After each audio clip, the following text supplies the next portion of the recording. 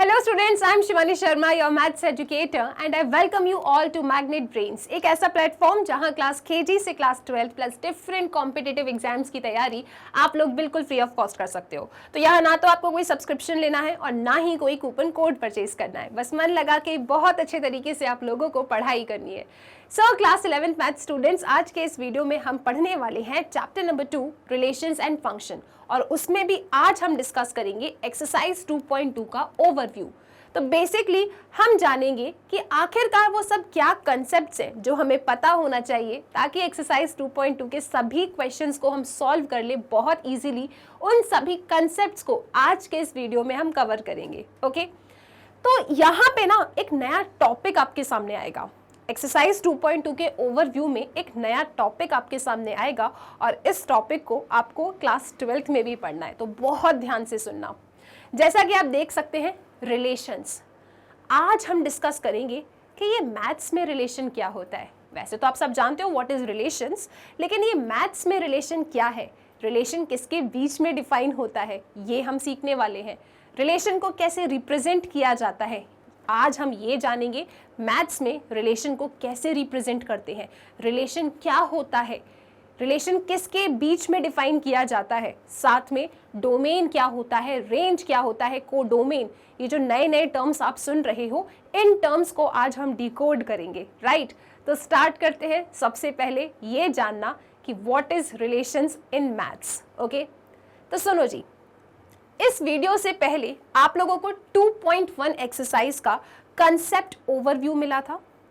2.1 exercise के concept overview में आपने एक टॉपिक पढ़ा था, क्योंकि रिलेशन पढ़ना है ना तो एक कदम पीछे जाना है, ठीक है।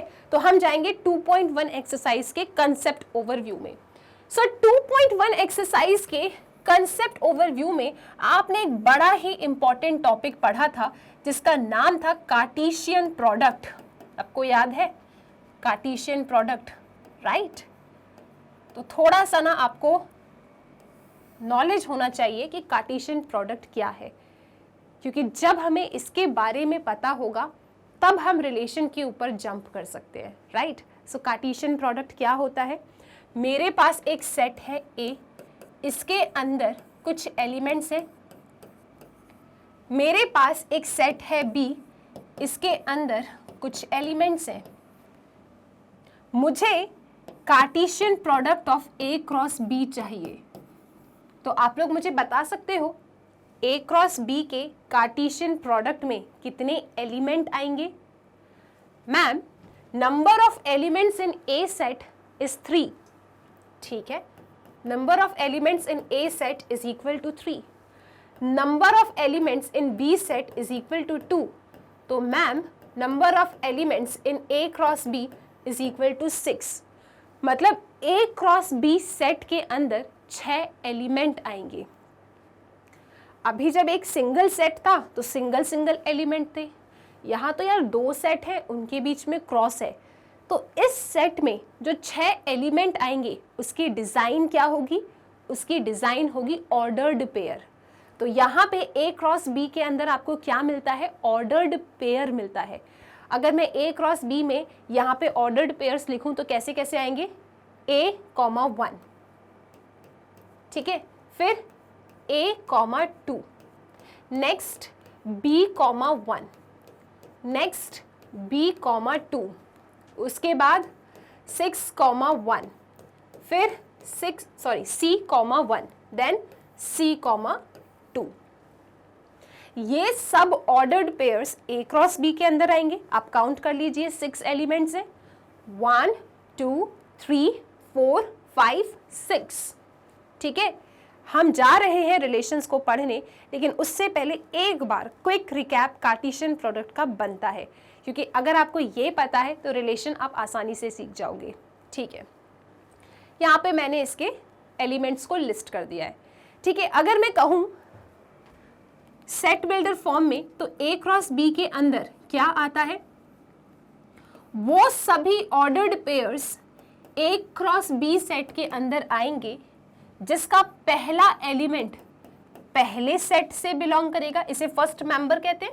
ये पहला मेंबर है, ये दूसरा मेंबर है, तो जो पहला मेंबर है इट विल बिलोंग टू पहला सेट क्या है A, एंड जो दूसरा मेंबर है वो बिलोंग करेगा दूसरे सेट में, मतलब Y बिलोंग्स टू B। ठीक है, कार्टेशियन प्रोडक्ट क्या होता है? कार्टेशियन प्रोडक्ट बेसिकली होता है set of all ordered pairs, set of all ordered pairs, जितने भी पॉसिबल ऑर्डर्ड पेयर्स बन सकते हैं उसका सेट होता है आपका Cartesian product. So what is Cartesian product? It is a set of all ordered pairs. A cross B के अंदर जितने भी ऑर्डर्ड पेयर्स आ सकते थे, ऑल, हाईलाइट करें आप इस शब्द को, all ordered pairs. A cross B के अंदर जितने भी ऑर्डर्ड पेयर्स आ सकते थे उनका set is known as Cartesian product. कितने ऑर्डर्ड पेयर्स आ सकते थे? We have the formula. अगर A सेट में 3 एलिमेंट है, B सेट में 2 एलिमेंट है, तो A क्रॉस B के अंदर 6 एलिमेंट आएंगे। तो ये सभी 6 के 6 ऑर्डर्ड पेयर्स यहाँ पे रखे हैं। इस ऑर्डर्ड पेयर में किस तरीके से एलिमेंट आते हैं? जो पहला एलिमेंट होता है इसे फर्स्ट मेंबर कहते हैं। ये पहला मेंबर पहले सेट से आता है, दूसरा मेंबर दूसरे सेट से आता है। यहाँ तक सबको याद है? ठीक है, इतना आप याद रखेंगे। अब हम चलते हैं रिलेशंस की तरफ। दोबारा से आऊंगी इस पेज पे, अब चलो आप रिलेशंस की तरफ। ठीक है मैम, नॉर्मली रिलेशंस क्या है हम सब जानते हैं, राइट? मैथ्स में रिलेशन क्या है और किसके बीच में डिफाइन होता है, ये हमको डिकोड करना है। सो मैथ्स में रिलेशन डिफाइन होता है 2 सेट के बीच में। ठीक है, रिलेशन किसके ऊपर डिफाइन होता है? 2 सेट के बीच में। सो यहाँ पे सपोज कीजिए ये एक सेट A है, ये एक सेट B है। सो relation is defined on 2 set. तो रिलेशन किस पे डिफाइन होता है? 2 सेट पे डिफाइन होता है। ठीक है, जैसे यहाँ पे लिखा है अ रिलेशन R, रिलेशन को किससे रिप्रेजेंट करते हैं? रिलेशन को रिप्रेजेंट करते हैं R से। A relation R from a non empty set A to a non empty set B। ठीक है, पहली लाइन से हमको क्या समझ में आ रहा है कि रिलेशन 2 नॉन एम्प्टी सेट पे डिफाइन होता है। क्या लिखा है? Relation R from set A to set B। ठीक है, relation R from non empty set A to non empty set B। इस लैंग्वेज को मैथमेटिकली लिखा जाता है इस तरीके से, R such that A tends to B। कैसे लिखते हैं? ये जो लैंग्वेज में लिखा है इसे मैथमेटिकली कैसे लिखोगे कि रिलेशन मेरा A से B के तरफ जा रहा है तो उसको इस तरीके से रिप्रेजेंट किया जाता है। ऑल गुड, रिप्रेजेंटेशन सीखा। पहली लाइन से ये जाना कि रिलेशन किसके ऊपर डिफाइन होता है, तो रिलेशन 2 सेट पे डिफाइन होता है। Relation from A to B, A से B की तरफ जा रहे हो। ओके, चलो जी, अब क्या होता है रिलेशन? ये तो पता चल गया कि 2 सेट पे डिफाइन होता है, परंतु what is relation? It is a subset of the Cartesian product of A cross B। Relation क्या होता है? It is the subset of the Cartesian product of A cross B। Relation A से B की तरफ define है, आप A cross B निकालो। Relation क्या है? It is a subset of A cross B। A cross B के अंदर क्या आता है बच्चा? A क्रॉस B के अंदर आता है ऑर्डर्ड पेयर। यस और नो, अभी सिखाया ना। A क्रॉस B के अंदर क्या मिलता है आपको? उसकी एलिमेंट की डिजाइन कैसी होती है? ऑर्डर्ड पेयर टाइप की होती है। तो रिलेशन अगर मेरा सबसेट है A क्रॉस B का, तो रिलेशन के अंदर जो एलिमेंट होंगे वो भी कैसे होंगे? वो भी ऑर्डर्ड पेयर टाइप के होंगे। और बेसिकली A क्रॉस B के अंदर बहुत सारे ऑर्डर्ड पेयर्स होंगे, उसमें से कुछ ऑर्डर्ड पेयर्स को आप उठा के R के अंदर रखते हो। कुछ समझ में आया? A क्रॉस B के अंदर तो बहुत सारे ऑर्डर्ड पेयर्स होंगे, उन ऑर्डर्ड पेयर्स में से आपने कुछ ऑर्डर्ड पेयर्स को उठाया, R के अंदर रखा, तभी तो कहा R is a subset of A cross B। मतलब आर के अंदर क्या है, आर के अंदर ऑर्डर्ड पेयर है। ठीक है, सपोज यहाँ पे ए क्रॉस बी का ऑर्डर्ड पेयर का डिजाइन x, y है, तो हमको ये साफ साफ पता है कि जो पहला मेंबर है ए सेट से आया है, जो दूसरा मेंबर है वो बी सेट से आया है। अब क्योंकि R सबसेट है ए क्रॉस बी का, तो R के अंदर भी ऑर्डर्ड पेयर होंगे x, y टाइप का, और इसमें भी पहला मेंबर A से आया होगा, दूसरा मेंबर B से आया होगा, क्योंकि A क्रॉस B है। ठीक है, आगे चलो, फिर से सुनो, what is a relation? A relation R from a non-empty set A to a non-empty set B is a subset of the Cartesian product A cross B. R from A to B, R from A to B, it is a subset of A cross B. A cross B के अंदर ordered pair है, तो relation अगर subset है A cross B का, तो relation set है। Set है तो करली ब्रेसेस आएगा, करली ब्रेसेस आया। अब क्योंकि रिलेशन सबसेट है A क्रॉस B का, तो A क्रॉस B के अंदर ऑर्डर्ड पेयर है, तो R के अंदर भी ऑर्डर्ड पेयर होंगे, और इस ऑर्डर्ड पेयर में पहला मेंबर A का होगा, दूसरा मेंबर B का होगा। ठीक है, द सबसेट, अभी सबसेट मिलता कैसे? हमने तो कह दिया कि relation is a subset of A cross B, परंतु सबसेट कैसे मिला? कुछ डेफिनेशन होगी, तो यहाँ पे वो ही लिखा है, the subset is derived by describing a relationship between the first element and the second element of the ordered pairs in A cross B. अब ये सबसेट कैसे मिलेगा? तो ए क्रॉस बी के अंदर ऑर्डर्ड पेयर है, इन ऑर्डर्ड पेयर में पहले एलिमेंट और दूसरे एलिमेंट के बीच में कुछ ना कुछ रिलेशनशिप डिफाइन कर देंगे, कुछ रिलेशनशिप को डिफाइन कर देंगे। जो जो ऑर्डर्ड पेयर उस रिलेशनशिप को सेटिस्फाई करेगा, वो सब के सब आपके आर के अंदर बैठेंगे। The subset is derived by describing a relationship between the first element and the second element of the ordered pairs in A cross B. A cross B के अंदर बहुत सारे ordered pairs होंगे, उन ordered pairs में पहले element और दूसरे element के बीच में एक relationship establish कर देंगे। जो जो ordered pair उस relationship को मतलब उस रिलेशनशिप को फुलफिल करेगा, वो ऑर्डर्ड पेयर्स उठ के आपके आर सेट के अंदर आ जाएंगे। ठीक है, तो R क्या है? Subset of A cross B है। ठीक है, यहां पे आप देख सकते हो कार्टेशियन प्रोडक्ट में क्या होता है, it is a set of all ordered pairs. Relation में क्या होता है, set of all ordered pairs में से कुछ ऑर्डर्ड पेयर्स, या सारे भी हो सकते हैं, ऐसा नहीं कि हमेशा कुछ ही ऑर्डर्ड पेयर्स को उठाओगे, बस कहां से उठाना है, A क्रॉस B से उठाना है। तो A क्रॉस B जिसके अंदर set of all ordered pairs है, उसमें से हमको कुछ ऑर्डर्ड पेयर्स को उठा के R में रखना है। अब ऐसा थोड़ी नहीं अपनी मर्जी से उठा रहे हो, कैसे उठाओगे, कुछ ना कुछ डेफिनेशन गिवन होगी, किसके बीच में, जो ये ऑर्डर्ड पेयर्स रखे हैं ना, उसके पहले एलिमेंट और दूसरे एलिमेंट के बीच में कुछ ना कुछ डेफिनेशन गिवन होगी। जो जो ऑर्डर्ड पेयर उस डेफिनेशन को फुलफिल करेगा, वो ऑर्डर्ड पेयर्स आपको A क्रॉस B से उठा के R के अंदर डाल देना है। This is known as relation. Example लें अपन, एक एग्जाम्पल लेते हैं तो चीज़ें अच्छे से क्लियर होगी। बाकी सब मैंने यहाँ लिख दिया है, आप ये एग्जाम्पल देखो।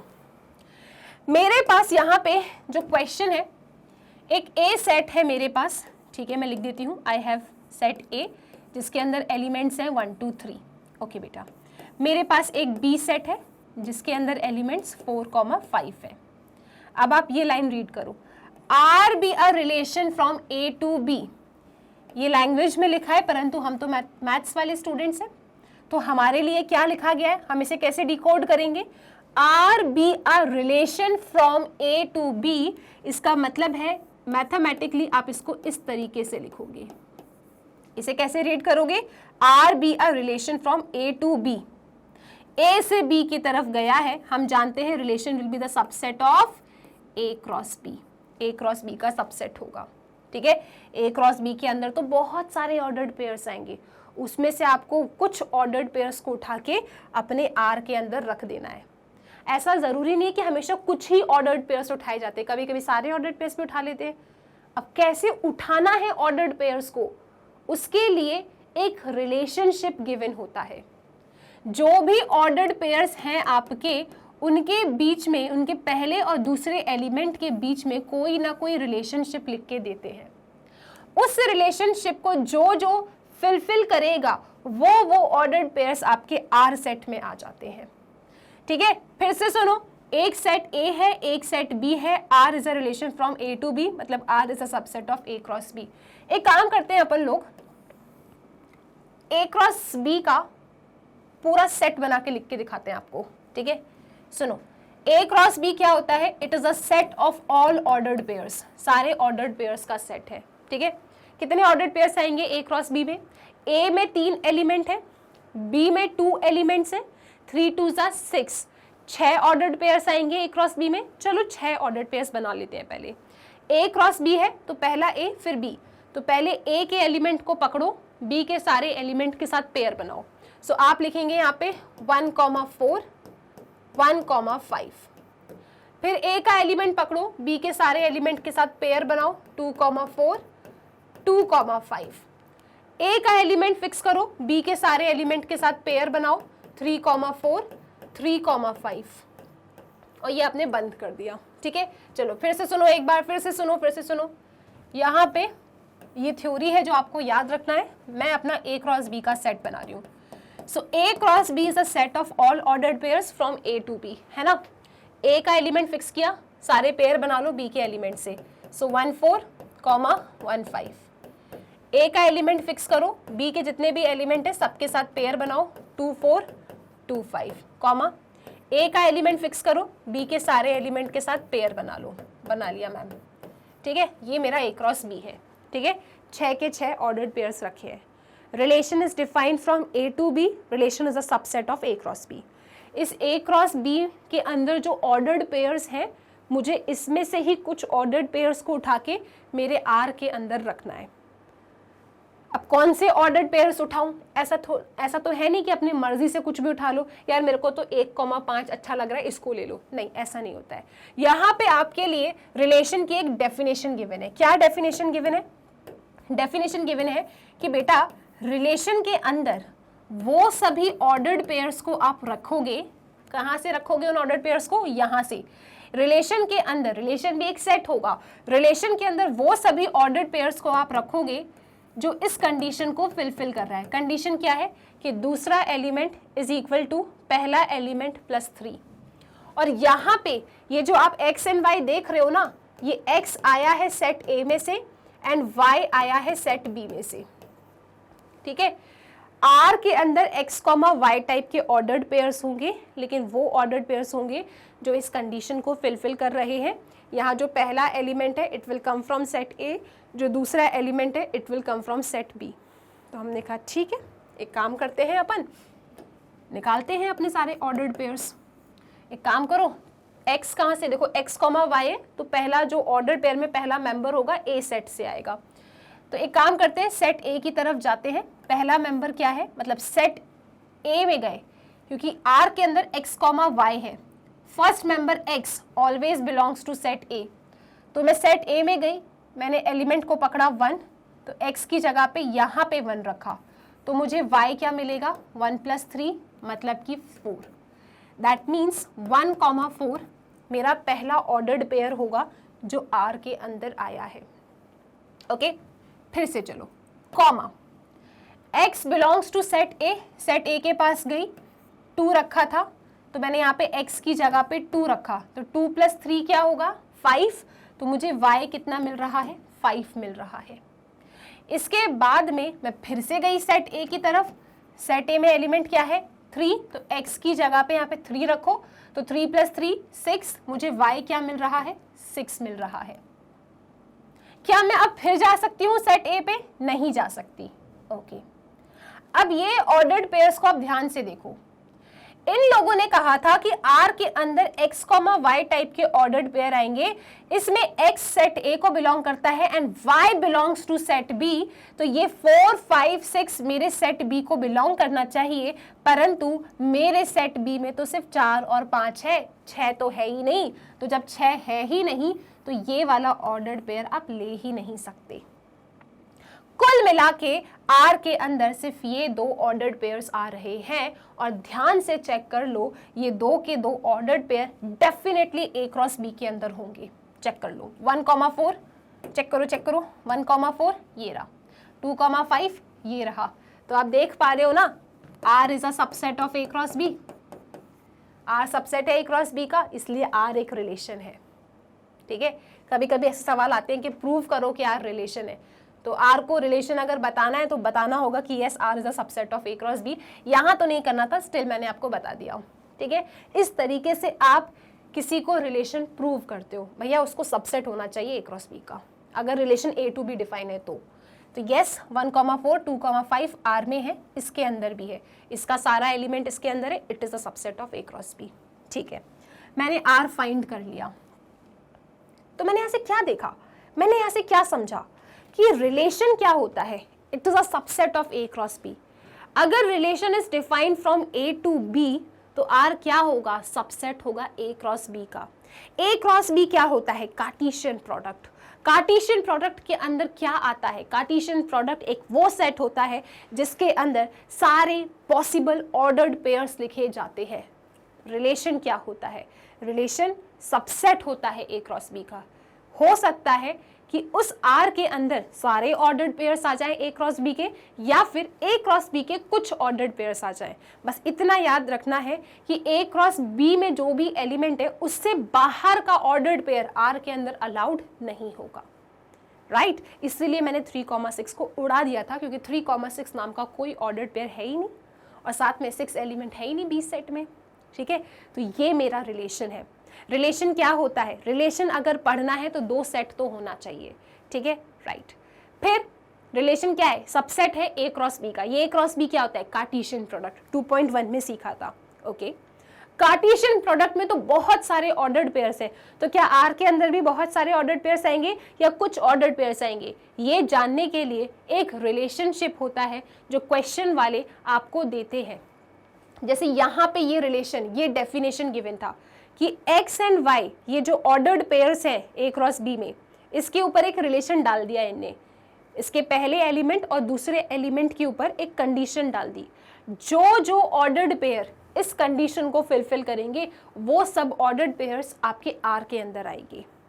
ठीक है, तो ऐसा भी हो सकता है कि एक सेट के ऊपर बहुत एक सेट, अगर ए सेट से बी सेट की तरफ आप जा रहे हो, रिलेशन अगर ए सेट से बी सेट की तरफ है, तो ऐसा भी हो सकता है कि आपको उसके ऊपर बहुत सारे रिलेशंस मिले। ये तो मैंने सिर्फ एक रिलेशन डिफाइन किया है कि आर के अंदर x, y है such that y is equal to x + 3 where x belongs to a, y belongs to b। ये तो मैंने a टू b की तरफ एक रिलेशन डिफाइन किया है। आप इस पे और भी कोई रिलेशन डिफाइन कर सकते हो। ठीक है, करना क्या है, रिलेशन कैसे डिफाइन करोगे, बस इन ऑर्डर्ड पेयर्स के ऊपर नई नई कंडीशंस बनाते जाओ, नए नए रिलेशंस आपको मिलते जाएंगे।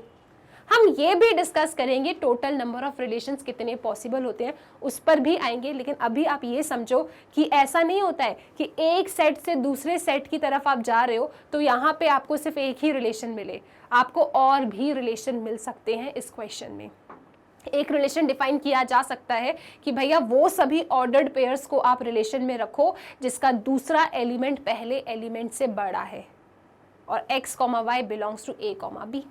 ऐसा भी एक रिलेशन हो सकता है। तो जो जो ऑर्डर्ड पेयर्स उस कंडीशन को फिलफिल करेंगे वो सब के सब आर के अंदर बैठते जाएंगे। कुल मिला के इस पूरे पेज में से आपको इतना समझ लेना है कि रिलेशन सबसेट है ए क्रॉस बी का।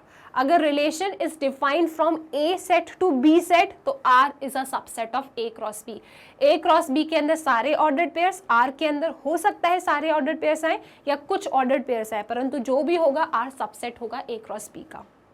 ठीक है, उससे बाहर तो नहीं हो सकता। अब कौन से एलिमेंट्स को उठाना है उसके लिए डेफिनेशन गिवन होती है, इसे हम कहते हैं रिलेशन। ये होता है मैथ्स में रिलेशन। अगर 30-40% आ रहा है ना, सही जा रहे हो, नया टॉपिक है, कोई टेंशन की बात नहीं है। आई होप ये क्लियर है। धीरे धीरे चीज़ों को और बिल्डअप अपन करते जाएंगे। ठीक है, अब सुनिए ज़रा, एक इंपॉर्टेंट नोट है, इस नोट को पढ़ लो आप। Let A and B be 2 non empty set. A and B मेरे पास 2 नॉन एम्प्टी सेट है। ठीक है, then a relation R from A to B, क्या लिखा है यहां पे, लिखा है relation R from A to B, इसका मतलब क्या है, R is a subset of, इसका मतलब है R आपका A सेट से B सेट की तरफ जा रहा है, तो R will be the subset of A cross B. R is a relation from A to B, R is a subset of A cross B. ठीक है, अब सुनो एक नई बात सुनो, अगर कोई ऑर्डर्ड पेयर, जैसे आप देख रहे हो यहाँ पे A,1, ये ऑर्डर्ड पेयर है, मेरा रिलेशन कहाँ चला गया, एक रिलेशन लेने दो मुझे एक सेकंड, अपन यहाँ पे आते हैं। जैसे अपन ने अभी पिछले वाले एग्जाम्पल में कुछ ऑर्डर्ड पेयर्स रखे थे रिलेशन के अंदर, है ना, फॉर एग्जाम्पल 1,4 मैं अपने आप से बना रही हूँ, ठीक है, मैं इस रिलेशन के अंदर कुछ ऑर्डर्ड पेयर्स अपने आप से बना रही हूँ, 1,4, 2,3 एंड सो ऑन। मान लो ये कोई रिलेशन है, ठीक है, इस रिलेशन के अंदर ये ऑर्डर्ड पेयर्स रखे हैं। अब इनका कहना है कि अगर कोई ऑर्डर्ड पेयर रिलेशन के अंदर बिलोंग करता है, जैसे आप यहाँ पे देख सकते हो कि 1,4 R के अंदर बैठा है, 1,4 बिलोंग्स टू R, ठीक है, then we can say that A is related to B। अगर AB नाम का ऑर्डर्ड पेयर R में है तो हम इसे कैसे रीड करते हैं, हम इसे रीड करते हैं कि A is related to B। तो यहाँ पे अगर 1,4 मेरा R में है तो इसे मैं रीड करूंगी 1 is related to 4, 1 is related to 4, और मैं इसको ऐसा भी लिख सकती हूँ 1 रिलेटेड 4। 1,4 बिलोंग्स टू R को मैं ऐसा भी लिख सकती हूँ, ये 12th क्लास में देखोगे आप, अभी सुन लो बस एक बार।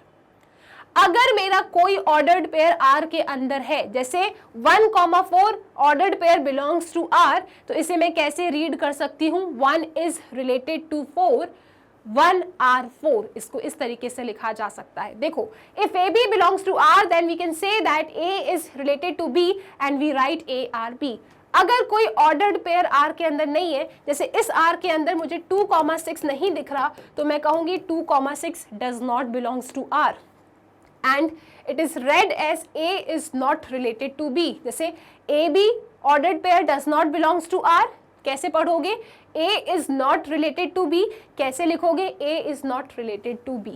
इस तरीके से कुछ लिखने के तरीके हैं, ये आपको बस देखना है। ओके, आई होप यहाँ तक सारी चीज़ें क्लियर है। एक बार समराइज करती हूँ आप लोगों के लिए। ओके, तो क्या क्या चीज़ें पढ़ी अपन ने, ठीक है। सबसे पहले मैंने आपको रिलेशन पढ़ाने के लिए एक बार कार्टेशियन प्रोडक्ट की चर्चा करी, ठीक है जी, कार्टेशियन प्रोडक्ट। कार्टेशियन प्रोडक्ट अगर मुझे A क्रॉस B चाहिए तो बेसिकली इसके अंदर मुझे क्या मिलता है, ऑर्डर्ड पेयर्स, और यहाँ पे जो पहला एलिमेंट होता है वो पहले सेट को बिलोंग करता है एंड जो दूसरा एलिमेंट होता है वो दूसरे सेट को बिलोंग करता है। कार्टेशियन प्रोडक्ट के अंदर ऑल पॉसिबल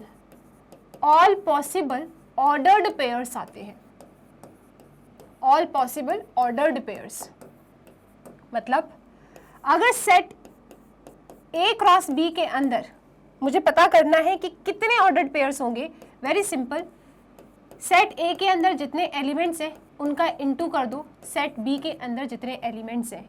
अगर सेट A में 2 एलिमेंट्स हैं, सेट B में 3 एलिमेंट्स हैं, तो 2 इंटू 3 मतलब 6, तो 6 पॉसिबल ऑर्डर्ड पेयर्स आपके A क्रॉस B में होंगे।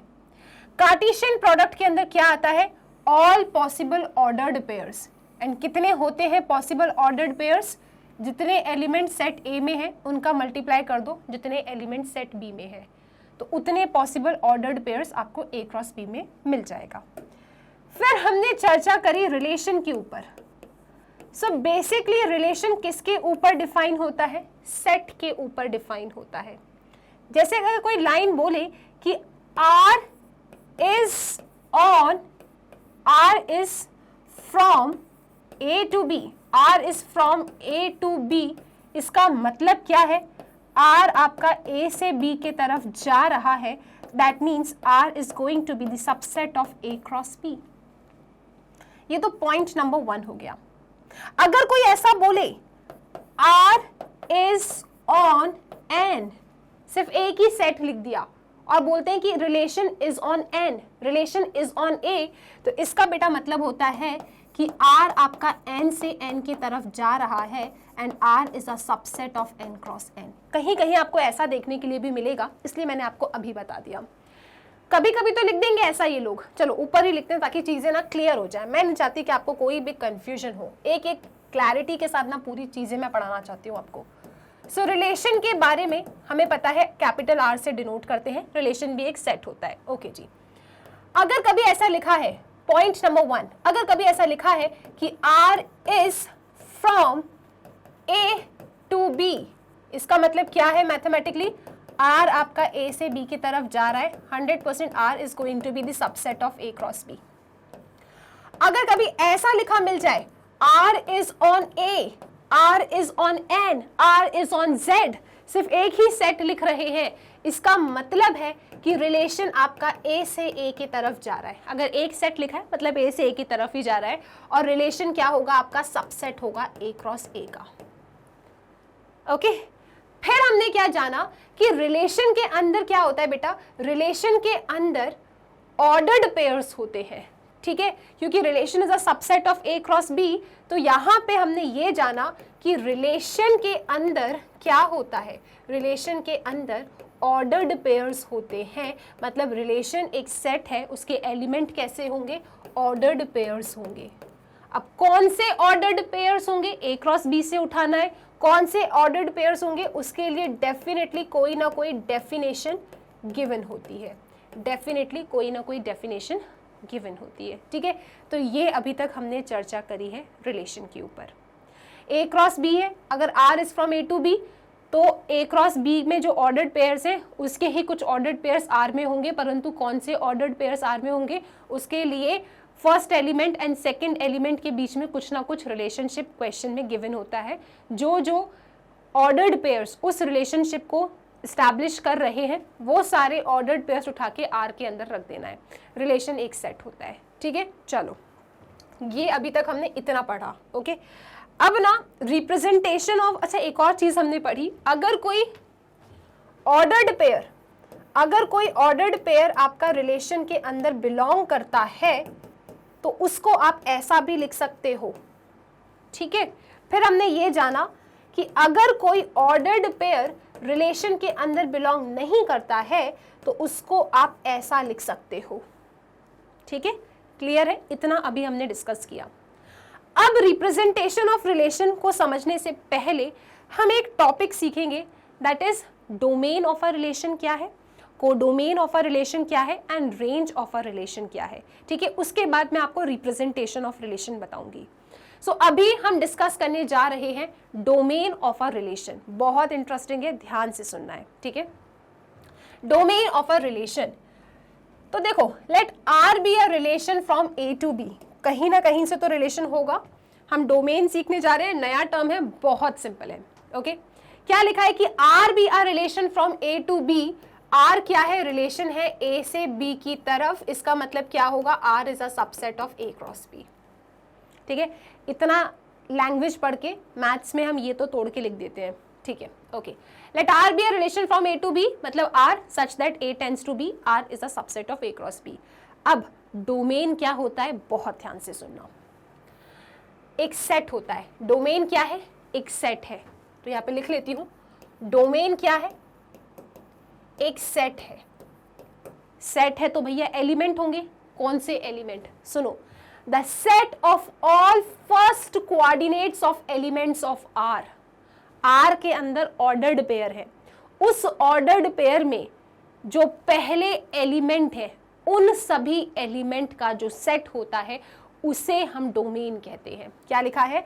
The set of all first coordinates of elements of R. तो it is a set of first coordinate, it is a set of first coordinates of R. R के अंदर जो ordered pairs हैं उन सभी ordered pairs का पहला पहला एलिमेंट का set is known as domain, ठीक है। इसे डोमेन ऑफ आर कहते हैं and it is written as like this. Domain of R को आप ऐसा लिख सकते हैं। एक एग्जांपल लेते हैं। अगर मेरे पास एक ए सेट है जिसके अंदर एलिमेंट्स 1 3 5 7 है, मेरे पास एक बी सेट है जिसके अंदर एलिमेंट्स 2 4 6 8 10 है, और साथ में यहाँ पे मेरे सामने रिलेशन रखा है। हमको पता है रिलेशन के अंदर ऑर्डर्ड पेयर्स आते हैं, ठीक है। तो हमको बनाना नहीं है कौन कौन से ऑर्डर्ड पेयर्स हैं, क्वेश्चन वालों ने हमको बना के दिया है कि एक सेट ए है, एक सेट बी है, आर के अंदर ये सब ऑर्डर्ड पेयर्स हैं। ये आर क्या है, ये आर एक रिलेशन है ए से बी की तरफ। आर क्या है यहाँ पे, आर एक रिलेशन है आपका ए से बी की तरफ। आप मुझे बताओ डोमेन क्या होगा इसमें। आप बता सकते हैं इस रिलेशन को देख के कि इसका डोमेन क्या होगा। व्हाट इज डोमेन, एक सेट होता है डोमेन, ठीक है। तो हम यहाँ पे लिखेंगे कि जो डोमेन ऑफ आर है it is basically a set.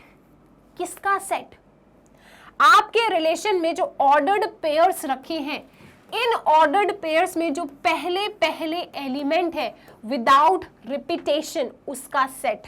तो यहाँ पे है 1 3 5। मैम वाई विदाउट रिपीटेशन, क्योंकि सेट में रिपीटेशन का कोई मतलब नहीं होता। I am sorry.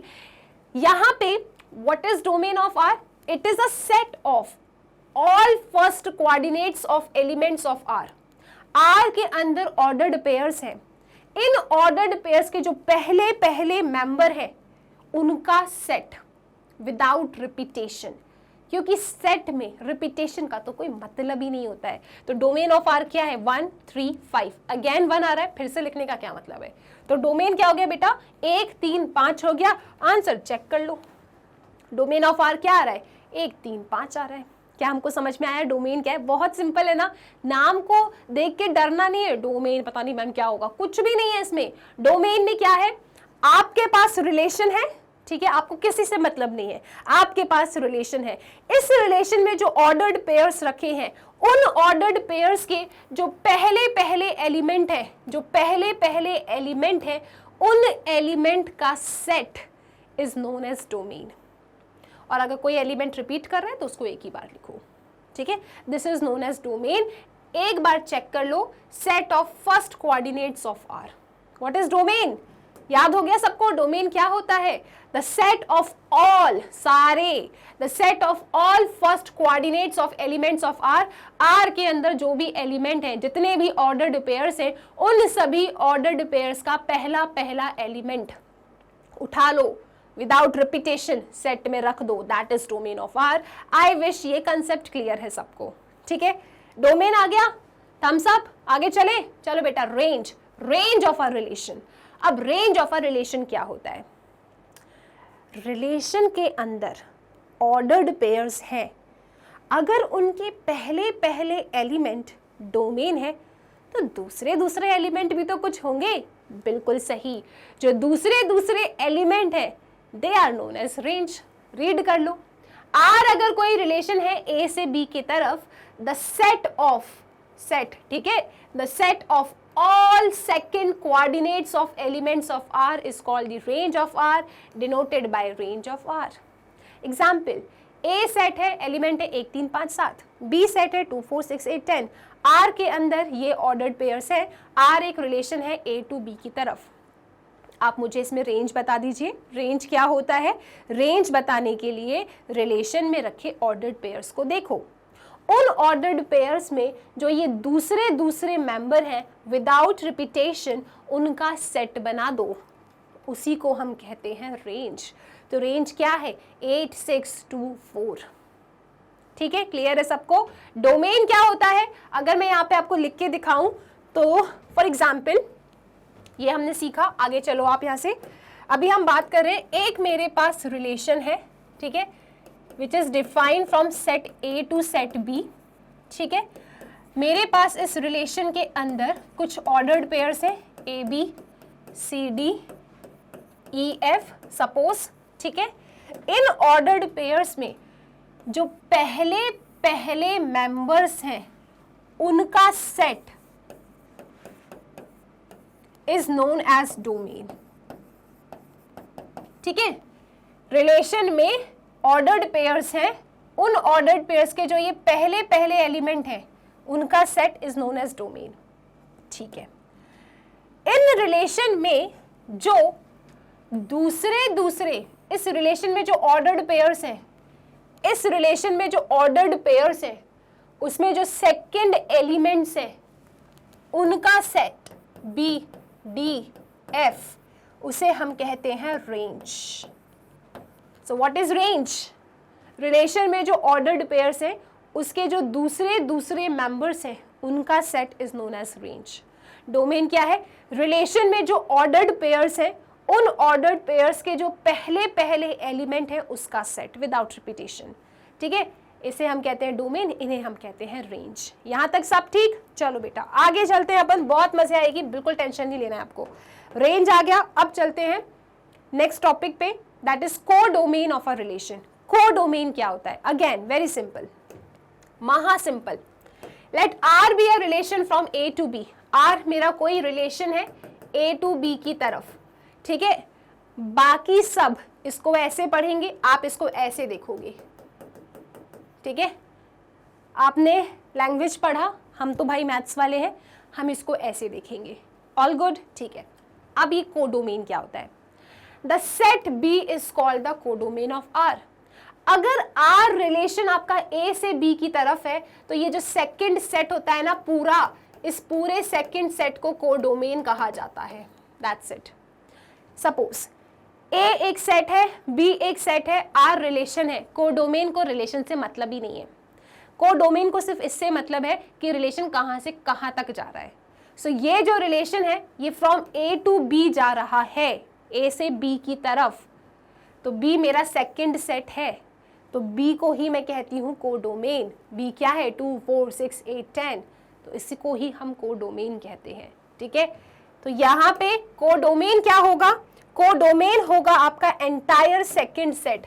तो ये जो पूरा सेकंड सेट है, इसको मैं लिखूं अगर यहाँ पे, तो ये जो मेरा पूरा सेकंड सेट है, दिस पूरा सेकंड सेट, इसको हम कहते हैं कोडोमेन। इसे हम क्या कहते हैं? Codomain. This is known as codomain, ठीक है। आई होप ये विजिबल है, ठीक है। इस एक बार आप इसका स्क्रीनशॉट लो जल्दी से। आई होप ये विजिबल है। Yes, it's visible.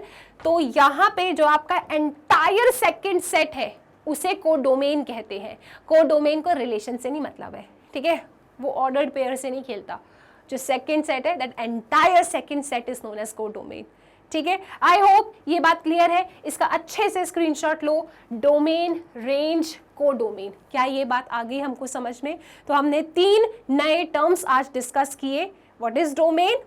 इमेजिन करिए, व्हाट इज डोमेन? रिलेशन के अंदर जो ऑर्डर्ड पेयर्स है, उन ऑर्डर्ड पेयर्स के जो भी पहले मेंबर्स है विदाउट रिपीटेशन, उसका सेट डोमेन कहलाता है। What is range? रिलेशन के अंदर जो ऑर्डर्ड पेयर्स है, उन ऑर्डर्ड पेयर्स में जो सेकंड मेंबर्स हैं उनका set is known as range. What is codomain? Relation अगर ए से बी की तरफ जा रहा है तो entire second set is known as codomain. इतनी सी बात है, आई होप आपको याद है, ठीक है। क्लियर हो गया? चलो अब चलते हैं। कोडोमेन भी हमने सीख लिया है। अब हम चलेंगे the total number of relations. मैंने आपको कहा था ना स्टार्टिंग में कि y is equal to x plus 3, ये तो एक रिलेशन है। आप बहुत सारे रिलेशंस को डिफाइन कर सकते हो। तो बहुत सारे रिलेशंस का मतलब ये नहीं है कि अनंत रिलेशन। आप काउंट कर सकते हो कि ए से बी की तरफ जाने पे आपको कितने रिलेशंस मिल सकते हैं, ठीक है। यू कैन काउंट, अनंत नहीं होते, एक नंबर होता है। कितना होगा वो नंबर, ये वेरी करता है from set to set, right. तो कितने रिलेशंस पॉसिबल है ये जानने के लिए हमारे पास एक फॉर्मूला है। उस फॉर्मूले को अब हम समझने जा रहे हैं, ठीक है। The total number of relations that can be defined from a set A to a set B is the number of possible subsets of A cross B.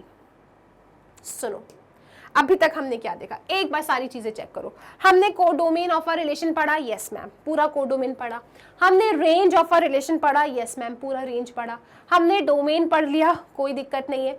इसके बाद हमने कुछ नोट देखे और पूरा यहाँ पे देखो, इस वाले पॉइंट पे मैंने कहा था कि आर रिलेशन है ए से बी की तरफ और ये रिलेशन डिफाइन कर दिया मैंने।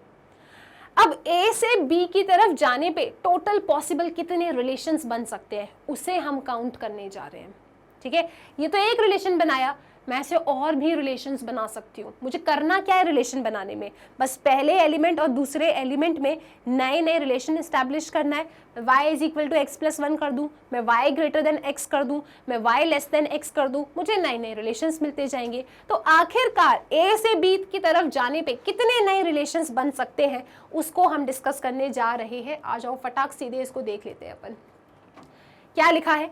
The total number of relations that can be defined from a set A to a set B. R relation है A सेट से B सेट की तरफ, तो यार कितने R में डिफाइन कर सकती हूँ? A सेट से B सेट की तरफ मैं कितने R डिफाइन कर सकती हूँ? ये डिपेंड करता है कि कितने पॉसिबल सबसेट्स हो सकते हैं A क्रॉस B के, क्योंकि R क्या होता है basically? R is a subset of A cross B। तो अगर मुझे एक बार ये पता चल जाए कि A क्रॉस B के कितने पॉसिबल सबसेट बन सकते हैं, A क्रॉस B के कितने पॉसिबल सबसेट्स बन सकते हैं, राइट, उतने ही तो बेटा रिलेशंस बन सकते हैं, क्योंकि relation is a subset of A cross B। तो इस A क्रॉस B के मैं कितने सबसेट्स बना सकती हूँ? जितने सबसेट बना सकती हूँ उतना नया रिलेशन बना सकती हूँ। ठीक है, अब कैसे पता चलेगा? सुनो, अगर एक बार मुझे ये पता चल जाए कि A क्रॉस B के कितने पॉसिबल सबसेट्स हैं, तो मैं कह दूंगी कि अगर इसके इतने पॉसिबल सबसेट है तो इतने नए नए रिलेशंस बन सकते हैं A से B की तरफ। तो मुझे अचानक से याद आएगा चैप्टर नंबर 1। जब चैप्टर नंबर 1 सेट्स हमने पढ़ा था तब हमने सबसेट पढ़ा था। हम ये जानते हैं कि जो पॉसिबल सबसेट्स होते हैं किसी भी सेट पे, possible subsets for set containing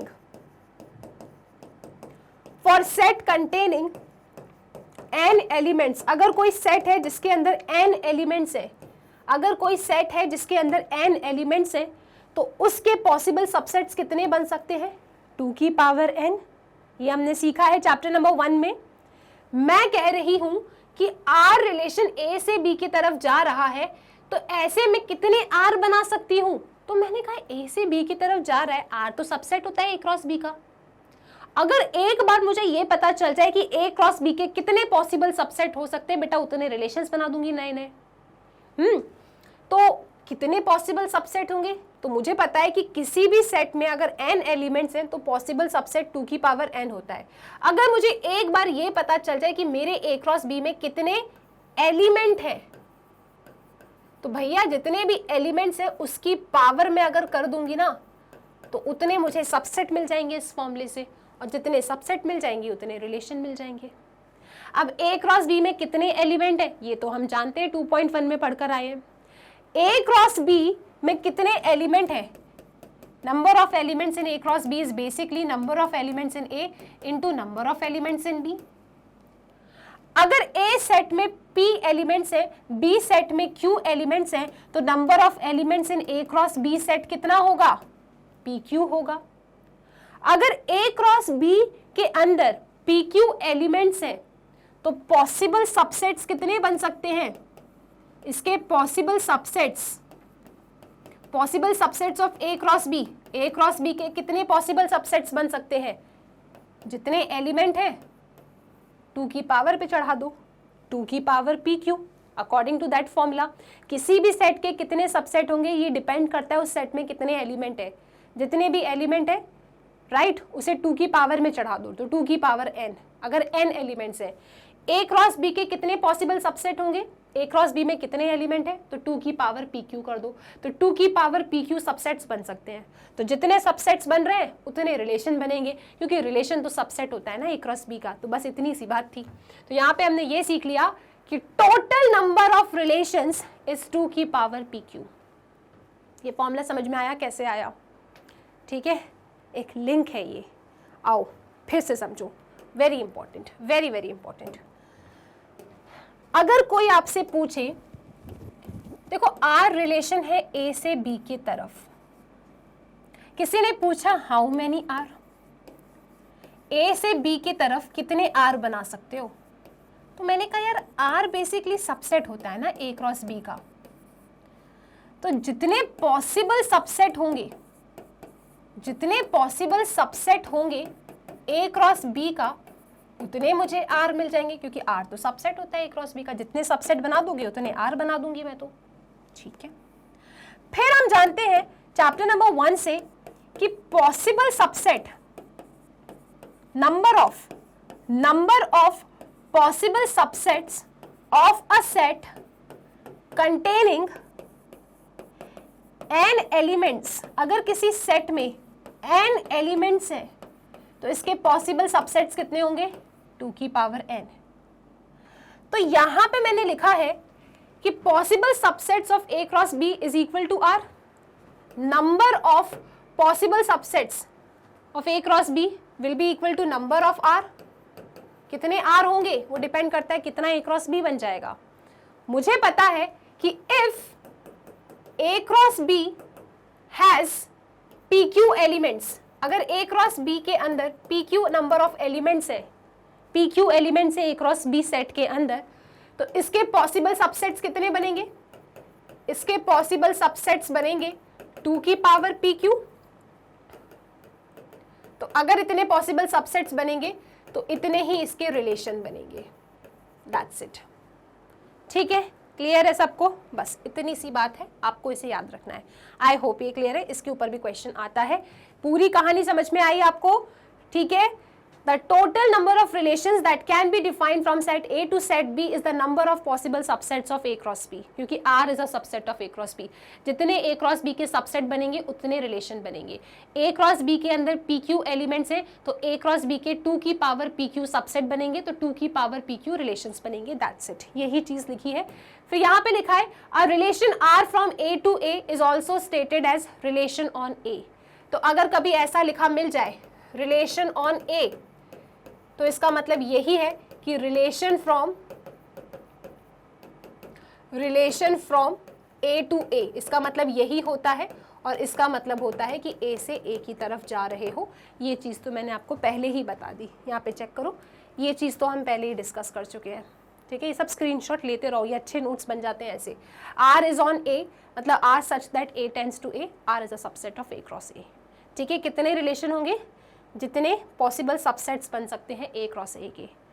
तो A क्रॉस A में जितने भी एलिमेंट्स हैं 2 की पावर पे चढ़ा दो, उतने सबसेट्स होंगे उतने रिलेशंस होंगे, ठीक है। आई होप ये बातें क्लियर है। चलो बेटा, तो ये पेज से हमने सीख लिया टोटल नंबर ऑफ रिलेशंस कितने होते हैं and what is the meaning of relation on A. अब हम देखेंगे नया topic, that is representation of a relation. Relation को कैसे रिप्रेजेंट करना है। रिलेशन क्या है, एक सेट होता है ना, सेट को कैसे रिप्रेजेंट करते हो, सेट को रिप्रेजेंट करते हो रोस्टर फॉर्म से, सेट बिल्डर फॉर्म से। तो यस, रिलेशन को भी हम रिप्रेजेंट कर सकते हैं रोस्टर फॉर्म में, सेट बिल्डर फॉर्म में, और साथ में रिलेशन को आप रिप्रेजेंट कर सकते हो एरो डायग्राम से, ठीक है। अब एक एक करके ये सारे फॉर्म अपन पढ़ लेते हैं जल्दी से, यहाँ तो कुछ है ही नहीं, आ जाओ जी। सबसे पहले रोस्टर फॉर्म देखेंगे अपन। रोस्टर फॉर्म में क्या होता है, in this form a relation is represented by a set of all ordered pairs belonging to R।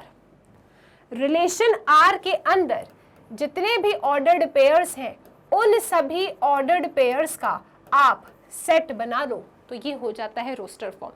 वैसे भी रोस्टर फॉर्म में ऐसे ही होता था, कर्ली ब्रेसेस लिखो, एलिमेंट लिखो, कॉमा लगा दो। तो बस यहाँ पे एलिमेंट क्या होंगे, ऑर्डर्ड पेयर्स होंगे, कर्ली ब्रेसेस बनाया, ऑर्डर्ड पेयर्स लिखा, कॉमा लगाते गए। एग्जाम्पल के लिए आप देखो, if R is a relation from set A to set B, एक रिलेशन R है इस क्वेश्चन में सेट A से सेट B के तरफ, सेट A के ये एलिमेंट्स है, सेट B के ये एलिमेंट्स है, और उस रिलेशन का एक रूल डिफाइन है। रूल क्या है कि A is related to B if A square equal to B। इसका मतलब है R के अंदर आपको ऑर्डर्ड पेयर्स मिलेंगे A B, लेकिन ये कब मिलेंगे, ये तब मिलेंगे जब A स्क्वायर B के बराबर होगा। बेसिकली ये लोग ये कहना चाहते हैं आपसे, ठीक है। अगर इसको थोड़ा सा मैं आपके लिए सिंप्लीफाई करूं तो ये लोग क्या कह रहे हैं कि R के अंदर वो सभी ऑर्डर्ड पेयर्स आपको रखना है जहां पे पहला एलिमेंट का square is equal to B हो, पहला एलिमेंट का स्क्वायर दूसरे एलिमेंट के बराबर हो, वो सभी ऑर्डर्ड पेयर्स आपको R के अंदर रखना है। इसे आप लिस्ट कर दीजिए रोस्टर फॉर्म में। रोस्टर फॉर्म का मतलब क्या है, ये जो इनने डेफिनेशन दी है ना, इस डेफिनेशन को समझ के सारे ऑर्डर्ड पेयर्स को आपको लिखना है कॉमा लगा लगा के। तो हमने कहा ठीक है, जो पहला एलिमेंट है हम जानते हैं कि रिलेशन अगर ए से बी की तरफ है तो डेफिनेटली यहाँ पे मेरा रिलेशन सबसेट रहा होगा ए क्रॉस बी का। तो ये जो भी ऑर्डर्ड पेयर है, इस ऑर्डर्ड पेयर में पहला एलिमेंट पहले सेट से आया होगा, दूसरा एलिमेंट दूसरे सेट से आया होगा। तो आपने पकड़ा ए कहाँ से मिलेगा आपको, सेट ए से मिलेगा। तो -2 का अगर आप स्क्वायर करेंगे तो आपको क्या मिलेगा, 4 मिलेगा। तो -2 के साथ क्या पेयर बन रहा है, 4 का पेयर बन रहा है। क्या 4 आपका सेकंड सेट में है, यस डेफिनेटली। तो आप यहाँ पे जब एलिमेंट्स को लिस्ट करोगे तो कौन कौन से एलिमेंट लिस्ट करोगे, -2, 4, ठीक है। इसका square is equal to second element, and second element definitely मेरे सेकेंड सेट में है, ओके। इसके बाद -1 है, क्योंकि जो भी मेरा ए होगा वो कहाँ से आएगा, ए सेट से आएगा। तो -1 लिया मैंने, -1 का स्क्वायर करो क्या मिलेगा, 1। क्या 1 है बी सेट में, यस है। तो -1, 1।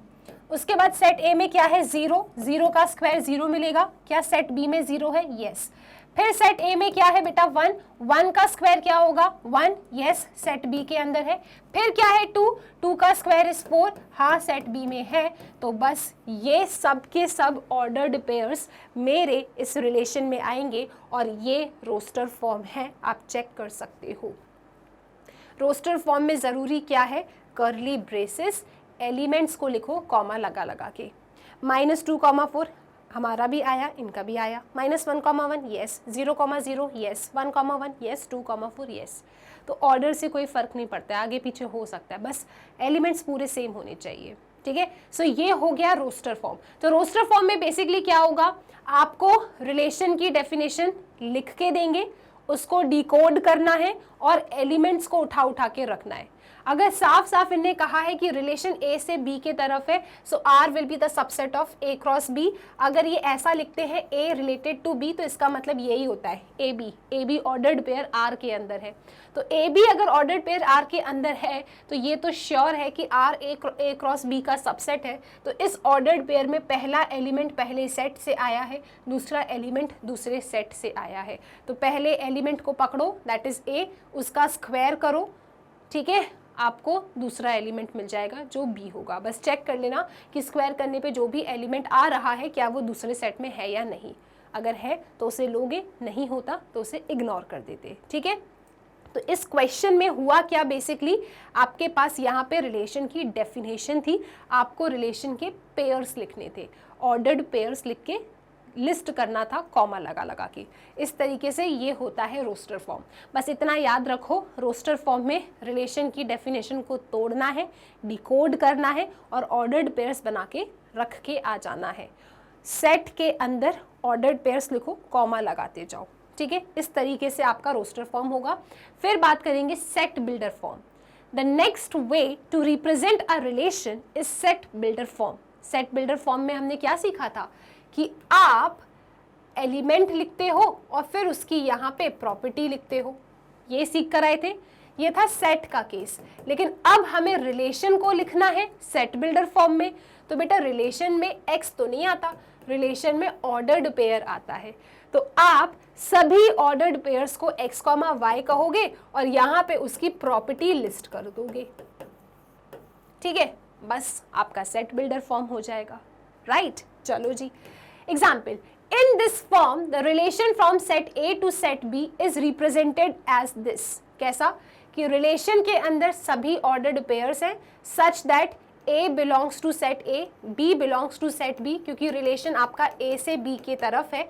तो अगर इस रिलेशन के अंदर ऑर्डर्ड पेयर्स हैं तो जाहिर सी बात है कि पहला एलिमेंट पहले सेट से, दूसरा एलिमेंट दूसरे सेट से आया है, एंड ये जो A एंड B है ये किसी रूल को सेटिस्फाई करेंगे जिस रूल से A एंड B आपस में कनेक्टेड है।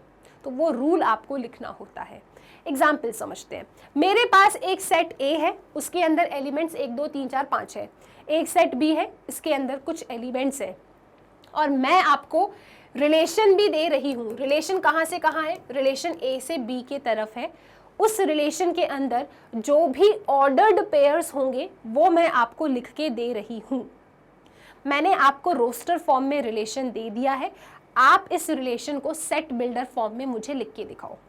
ठीक है, ये रोस्टर फॉर्म है ना। रोस्टर फॉर्म में क्या होता है? Curly braces, ordered pairs comma ordered pairs comma ordered pairs. This is roster form. What is set builder form? Set builder form में आपको इन सभी ऑर्डर्ड पेयर को क्या कह देना है? आपको सेट बिल्डर फॉर्म में इन सभी ऑर्डर्ड पेयर्स को एक आर्बिट्ररी ऑर्डर्ड पेयर के नाम से सजा देना है। मैंने इन सभी ऑर्डर्ड पेयर्स को क्या कह दिया? ए बी कह दिया। सच दैट जो ए है वो आया है पहले सेट से, जो बी है वो आया है दूसरे सेट से, क्योंकि रिलेशन ए से बी की तरफ है। तो ए से बी की तरफ है तो पहला एलिमेंट जो भी होगा मेरे ऑर्डर्ड पेयर का वो पहले सेट से आया है, दूसरा एलिमेंट जो है वो दूसरे सेट से आया है। एंड साथ में ये आए कैसे है ऑर्डर्ड पेयर, उसकी डेफिनेशन लिखो। तो डेफिनेशन अगर मैं लिखने जाऊं तो मैंने कहा यार ये ए है ये बी है, इससे तो कुछ समझ नहीं आ रहा डेफिनेशन। ये भी ए है ये भी बी है। ऐसा नहीं लग रहा है आपको कि जो बी है वो 1/a है? जो सेकंड एलिमेंट है that is reciprocal of first element. Check करो, second element is basically reciprocal of first element, है ना। सेकंड एलिमेंट फर्स्ट एलिमेंट का रेसिप्रोकल है, सेकंड एलिमेंट फर्स्ट एलिमेंट का रेसिप्रोकल है। मैंने यहाँ पे रूल को डिकोड कर लिया। अब मैं यहाँ पे लिख दूंगी कि यार इसके अंदर ऑर्डर्ड पेयर्स हैं। कैसे हैं ऑर्डर्ड पेयर्स? कि भैया second element is reciprocal of first element. ये इसका सेट बिल्डर फॉर्म हो गया। तो सेट बिल्डर फॉर्म में हमें बेसिकली रोस्टर फॉर्म में सेट गिवन होगा, हमको इन सभी ऑर्डर्ड पेयर को ए बी कह देना है और बता देना है कि ए कहाँ से आया है, बी कहाँ से आया है और ये कौन सा रूल सेटिस्फाई कर रहे हैं। रूल ये सेटिस्फाई कर रहे हैं कि b is equal to 1/a। जो सेकेंड एलिमेंट है b is equal to 1/, first element. तो ये इसका सेट बिल्डर फॉर्म हो गया, आप यहाँ पे देख सकते हो। ठीक है, the R in set builder form can be described as, जितने भी मेरे पास रोस्टर फॉर्म में ऑर्डर्ड पेयर्स थे सबको ए बी कहा। The set of all A B such that A belongs to set A, B belongs to set B, and second element that means B is equal to 1/, first element B is equal to 1/A। और यहाँ पे braces को बंद किया। क्या ये बात हमको समझ में आई? हमने कैसे सेट बिल्डर फॉर्म में अपने इस रोस्टर फॉर्म में गिवन रिलेशन को रिप्रेजेंट किया। वही सारी चीज़ें हैं चैप्टर नंबर 1 में आप सेट को रिप्रेजेंट करते थे, यहाँ पे रिलेशन को रिप्रेजेंट कर रहे हो।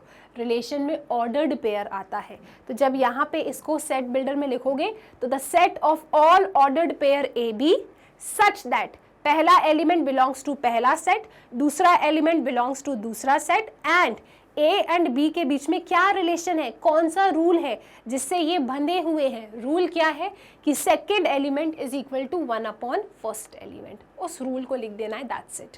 ठीक है, इसे कहते हैं सेट बिल्डर फॉर्म। अब बात करेंगे एरो डायग्राम की। Very simple. एरो डायग्राम में क्या होता है, अगर आपका कोई रिलेशन है जो ए से बी की तरफ जा रहा है, हमारे पास सेट ए है सेट बी है, इन दोनों सेट को रिप्रेजेंट करने के लिए हम इस तरीके से ओवल शेप बना देंगे। यहाँ सेट ए लिख देंगे, यहाँ सेट बी लिख देंगे। सेट ए के जो भी एलिमेंट्स हैं उसको ऐसा डॉट से रिप्रेजेंट कर देंगे और फिर यहाँ पे सेट ए के एलिमेंट्स को लिस्ट कर देंगे। ओके, अब आपके पास कोई रिलेशन होगा जैसे कि 1,4, 1,5, 2,6, इस तरीके से कोई रिलेशन के ऑर्डर्ड पेयर्स आपके पास होंगे। अब इस ऑर्डर्ड पेयर को आपको यहाँ पे डायग्राम से शो करना है। तो वेरी सिंपल, 1 किससे कनेक्टेड है, 4 से, तो ऐसा लाइन बना दोगे एरो के साथ। 1 किससे कनेक्टेड है, 5 से, तो ऐसा एरो बना दो। 2 किससे कनेक्टेड है, 6 से, तो ऐसा एरो बना दो। ये आपने इस रिलेशन को एरो डायग्राम के थ्रू रिप्रेजेंट कर दिया, दैट्स इट। रिलेशन कहाँ से कहाँ जा रहा है, सर्कल बना दो ऐसे, एलिमेंट्स लिख दो सेट ए के सेट बी के। रिलेशन में ऑर्डर्ड पेयर्स को स्टडी करो। आर ए से बी की तरफ है तो डेफिनेटली ये ए का एलिमेंट है, ये बी का एलिमेंट है। 1,4 मतलब 1 कनेक्टेड है 4 से, सो 1 को 4 से कनेक्ट कर दिया और 4 के डायरेक्शन में एरो बनाया। 1,5 है तो 1 को 5 से कनेक्ट कर दिया और एरो बना दिया।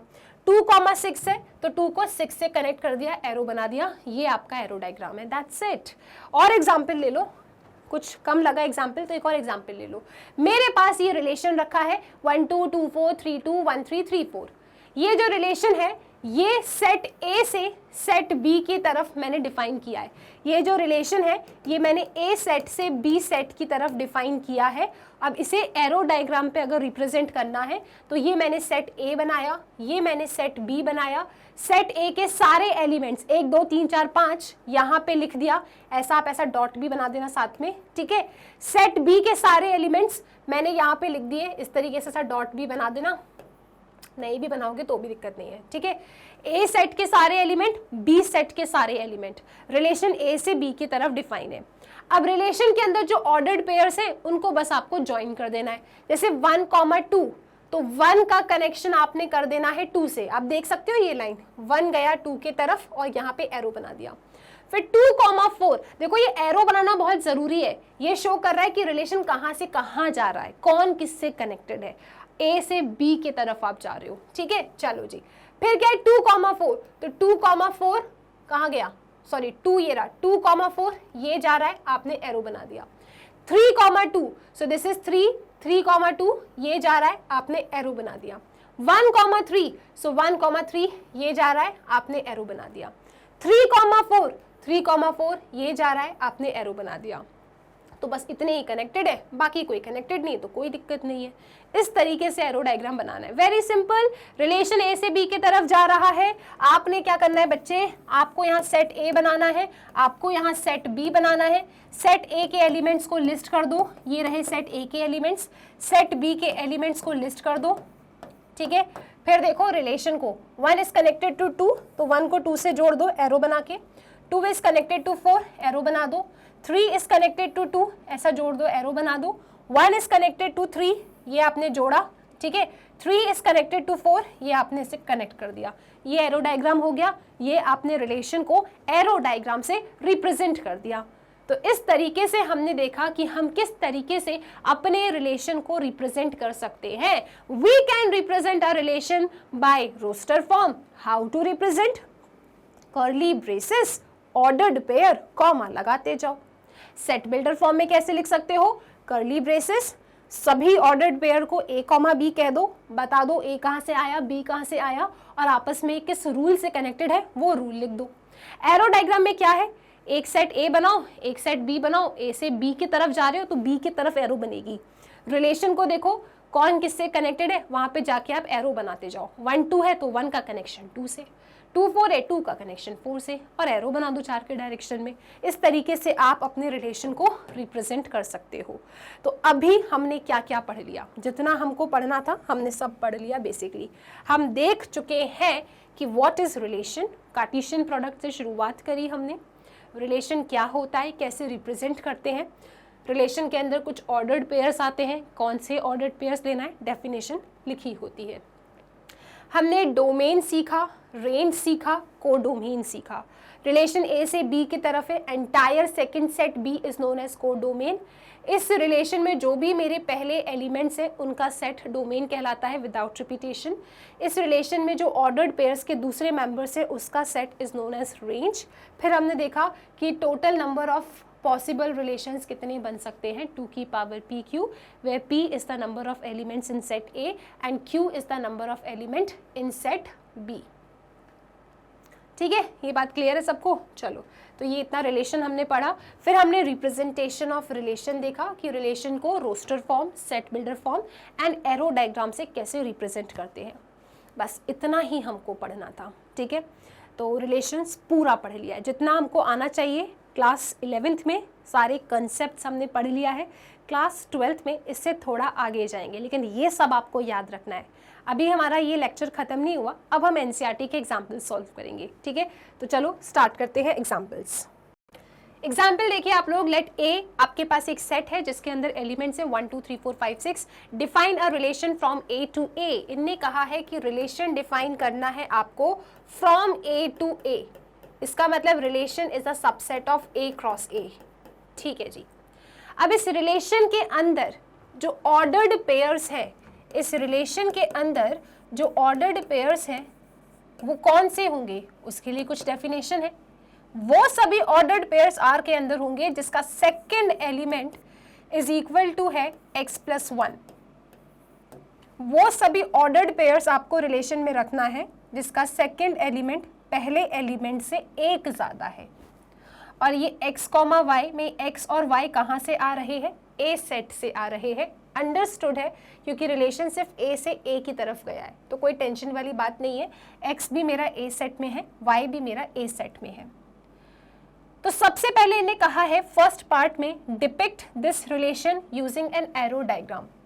अब अगर मुझे इस रिलेशन को एरो डायग्राम से दिखाना है तो सबसे पहले मेरे पास रोस्टर फॉर्म होना चाहिए इस रिलेशन का। तो सबसे पहले हम इसका रोस्टर फॉर्म बनाएंगे और उसके बाद सेकंड पार्ट में हमसे पूछ रहे बेटा डोमेन, कोडोमेन एंड रेंज भी बता दो। मैंने कहा ठीक है। तो सबसे पहले तो हम रोस्टर फॉर्म बना लेते हैं। सो आर के अंदर कौन कौन से ऑर्डर्ड पेयर्स आएंगे, ये तो एक्स है ना, ये सब 1 2 3 4 5 6 ये सब एक्स होंगे। ओके, क्योंकि यहाँ पे रिलेशन ए से ए की तरफ डिफाइन है, मतलब मेरा एक्स भी ए से बिलोंग करेगा, मेरा वाई भी ए सेट से बिलोंग करेगा। मैंने एक्स ले लिया 1, यहाँ पे रखा 1 प्लस 1, वाई क्या हो जाएगा 2। मैंने एक्स ले लिया 2, तो 2 प्लस 1, वाई क्या हो जाएगा 3। मैंने एक्स ले लिया 3, तो 3 प्लस 1 4। मैंने एक्स लिया 4, तो 4 प्लस 1, वाई मेरा 5 हो जाएगा। x अगर मैं 5 लेती हूँ तो 5 प्लस 1 6 हो रहा है। x अगर मैंने 6 ले लिया तो 6 प्लस 1 इज 7, परंतु ये वाला ऑर्डर्ड पेयर आप नहीं ले सकते। क्यों? क्योंकि रिलेशन a टू a पे डिफाइन है, तो मेरे x and y should definitely belong to set a। x तो सेट a में है, परंतु 7 is not in set a। इसका मतलब ये एंटायर ऑर्डर्ड पेयर इसके अंदर नहीं आ सकता, क्योंकि अगर आ गया तो मेरा R सबसेट नहीं होगा a क्रॉस a का, और रिलेशन को सबसेट होना पड़ता है जहाँ से जहाँ वो डिफाइन है उसका। ठीक है, सो इस R के अंदर ये सभी ऑर्डर्ड पेयर्स आ रहे हैं। अब इसको जल्दी से मैं रिप्रेजेंट कर देती हूँ एरो डायग्राम से। तो इसका एरो डायग्राम कैसे बनेगा, यहाँ पे मैं a सेट लिखूंगी, यहाँ पे a सेट लिखूंगी। a सेट के एलिमेंट्स क्या है, 1 2 3 4 5 6। ए सेट के एलिमेंट्स क्या हैं, 1 2 3 4 5 6। कनेक्शन देखें आप, 1 2 से कनेक्टेड है तो 1 का कनेक्शन 2 से करना है, 2 3 से कनेक्टेड है 2 का कनेक्शन 3 से, 3 4 से कनेक्टेड है तो 3 का कनेक्शन 4 से, 4 5 से कनेक्टेड है तो 4 का कनेक्शन 5 से, 5 6 से कनेक्टेड है तो 5 का कनेक्शन 6 से। ये इसका एरो डायग्राम हो गया, ये इस क्वेश्चन का फर्स्ट पार्ट हो गया। अब हमें डोमेन बताना है। सो डोमेन क्या होगा, domain of R will be the set of first coordinates of these ordered pairs. इन ऑर्डर्ड पेयर का पहला मेंबर का set will be the domain of R. तो पहले मेंबर क्या है, 1 2 3 4 5, तो ये तो आपकी डोमेन हो गई। इसके बाद इनको क्या चाहिए, कोडोमेन। सो कोडोमेन क्या होता है, हमेशा सेकंड सेट। तो कोडोमेन क्या होगा बेटा, कोडोमेन होगा आपका एंटायर सेकंड सेट, रिलेशन ए से ए की तरफ जा रहा है, तो मेरा जो ए सेट है that will be the codomain. मतलब 1 2 3 4 5 6 पूरा सेकंड सेट मेरा कोडोमेन है। फिर इनको चाहिए रेंज।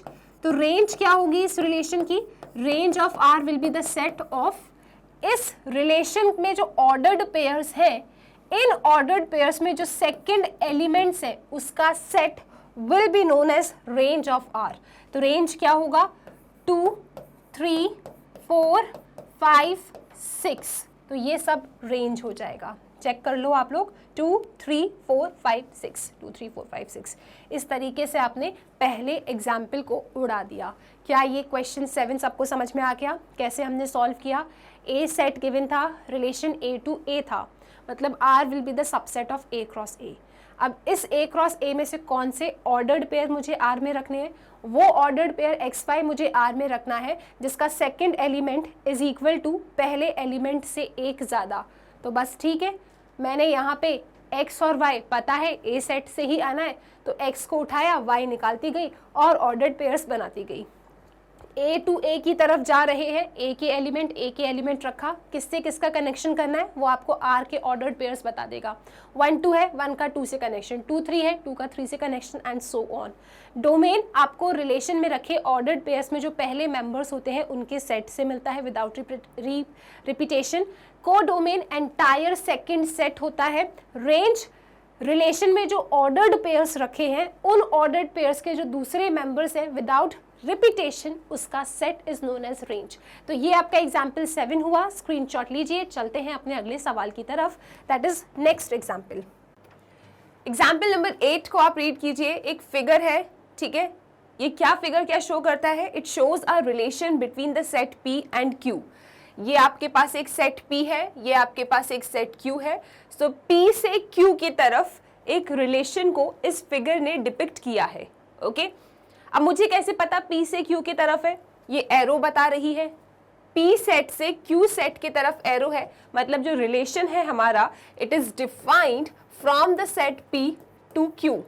ठीक है, क्लियर है सबको यहाँ तक? चलो, अब आपको इस रिलेशन को समझना है, ऑब्जर्व करना है, और उसके बाद इसको सेट बिल्डर फॉर्म में लिख के दिखा दो, रोस्टर फॉर्म में लिख के दिखाओ, और उसके बाद इसकी डोमेन एंड रेंज आपको बताना है।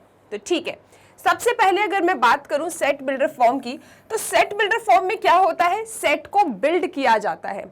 ओके, यहाँ पे जो भी ऑर्डर्ड पेयर्स बनेंगे, ठीक है, जब मैं इस रिलेशन को देखूंगी, जो भी ऑर्डर्ड पेयर्स बनेंगे उन सब ऑर्डर्ड पेयर को मैं कह दूंगी कि वो सब के सब x, y है, सच दैट यहां पे लिखूंगी कि किस तरीके से x y से रिलेटेड है।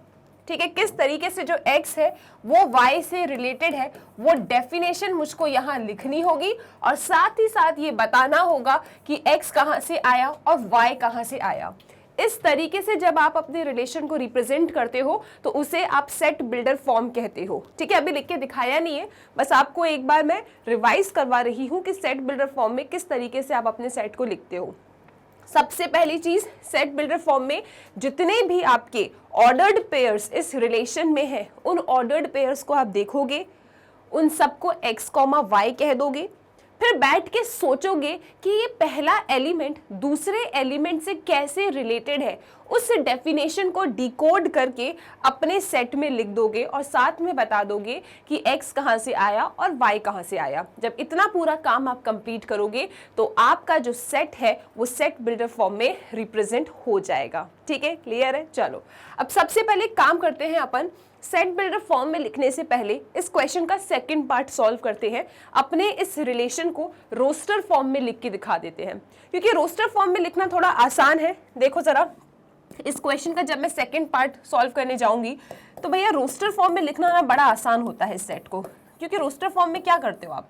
रोस्टर फॉर्म में आप यहाँ पे इस तरीके से कर्ली ब्रेसेस बनाओगे, ओके, और सारे ऑर्डर्ड पेयर्स को कॉमा लगा लगा के लिख दोगे।